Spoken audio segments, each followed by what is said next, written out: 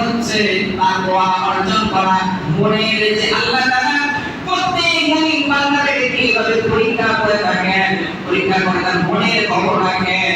আল্লাহ সুবহানাহু ওয়া তাআলা বলেন, সত্তা কথা দুনিয়া আপনি তুমি তোমার স্বপ্নকে পরিবর্তন করে বাস্তবায়ন করেছো, স্বপ্নকে বাস্তবায়ন করে ফেলেছো। ইন্না কাযালিকা নাজিজিল মুহসিনিন, নিশ্চয় আমি মুমিন বান্দাদেরকে যারা আল্লাহ তাকওয়াবান তাদেরকে আমি এইভাবে প্রতিদান দিয়ে থাকি, পরীক্ষা করে থাকি। এবার বলেন ইন্না হাযা হুয়াল বালাউল মুবিন, নিশ্চয়ই এটা মুমিন বান্দাদের জন্য যারা তাকওয়াবান আল্লাহ ভীরু তাদের জন্য এটা সুস্পষ্ট একটি পরীক্ষা। বলেন সুবহানাল্লাহ। এইবার আল্লাহ সুবহানাহু ওয়া তাআলা এটা তার কাছে এত ভালো লেগেছে। আল্লাহ সুবহানাহু ওয়া তাআলা বলে, ফিল আখিরিন, এই দৃশ্য, এই কাহিনী, এই মনের চিন্তা তাকওয়া তার ঈমানের পরীক্ষায় তিনি পাস করেছেন, এত ভালো লেগেছে আল্লাহ সুবহানাহু ওয়া তাআলার কাছে। যা পৃথিবীর বুকে যত পয়গম্বর, যত নবী রাসূলগণ, এরপর যত উম্মতের আসবে সকলের জন্য কুরবানি করা কি হয়েছে বলেন ওয়াজিব হয়ে গেছে। বলেন সুবহানাল্লাহ। এটা ইব্রাহিম আলাইহিস সালামের সুন্নাত, এটা আল্লাহ তাআলা বলতে চাইলেন দিন কায়েম করার জন্য, আল্লাহ তাআলার সন্তুষ্টি লাভের জন্য, রাসূলের খুশির জন্য।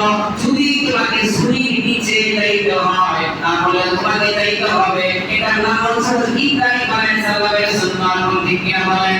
যে তোমার ইসলাম কায়েম করার জন্য ফাঁসির দড়িতে ঝুলতে হয়, যদি তোমার ইসলাম কায়েম করার জন্য নিজের সন্তানকে কুরবানি করতে হয়, ধন সম্পদ ছাড়তে হয়, বিবি বাচ্চা ধন সম্পদ সকল কিছু যদি ছাড়তে হয় তাহলেও ছাড়তে হবে। যদি তোমার ইসলাম গ্রহণ করার জন্য এইভাবে নিজের সাধারণত জিহাদের ময়দানে যেতে হয়, এটাই হচ্ছে আল্লাহ তাআলা মুমিনদের জন্য বড় পরীক্ষা শুরু বানিয়েছেন। কুরবানি হলো কুরবানি হচ্ছে এই তাকওয়া। আল্লাহ সুবহানাহু ওয়া তাআলা বলেন, ইয়ানালুল্লাহু বিল-বুররা ওয়া দিমাউহা ওয়ালাকিন ইয়ানালুহু তাকওয়া মিনকুম। আমরা কুরবানি করি, কুরবানির গোশত, গরুর চামড়া সকল কিছুই কিন্তু থেকে যায়, কিছুই আল্লাহ তাআলা গ্রহণ করেন না, শুধু গ্রহণ করেন তাকওয়া। এই জন্য বলতেছি ভাইরা আমার, ইসলামের জন্য, ইসলামের বিজয়ের জন্য, আল্লাহ তাআলা দুনিয়ায় দ্বীন কায়েম করার জন্য যদি আমাকে ওই সুরির নিচে ইসমাঈল আলাইহিস সালামের মতো যাইতে হয়, কে কে রাজি আছেন বলেন? সকলে রাজি আছেন ইনশাআল্লাহ। এরপর যদি ইসলাম কায়েম করার জন্য জেলখানায় যাইতে হয়, ফাঁসির কাস্তে ঝুলতে হয়, নিজের জীবন বিলীন করতে হয়, কে কে রাজি আছেন বলেন? তো আপনারা সকলে রাজি থাকবেন ইনশাআল্লাহ। ইনশাআল্লাহ। অর্থাৎ কুরবানি মানে হচ্ছে ত্যাগ স্বীকার করা, তাকওয়া। আল্লাহ সুবহানাহু ওয়া তাআলা গোশত, রক্ত, চামড়া এগুলো কিছুই গ্রহণ করবেন না, শুধু মনের তাকওয়া। আমরা আল্লাহ তাআলার প্রতি কত বড় ঈমানদার হতে পেরেছি, এই পরীক্ষা শুরু আমাদের জন্য আল্লাহ কুরবানির ব্যবস্থা করেছেন। বলেন সুবহানাল্লাহ। এরপর কুরবানি করব আমরা এই গোশত খাওয়ার জন্য না।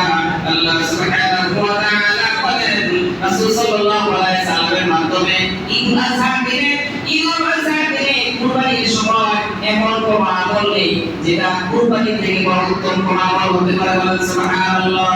আয়েশা রাদিয়াল্লাহু তাআলা আনহা থেকে বর্ণিত, রাসূল সাল্লাল্লাহু আলাইহি সাল্লাম বলেছেন, ঈদের দিনে, ঈদুল আযহা দিনে নামাজের পর কুরবানি করা হচ্ছে সব থেকে বড় উত্তম ইবাদত। বলেন সুবহানাল্লাহ।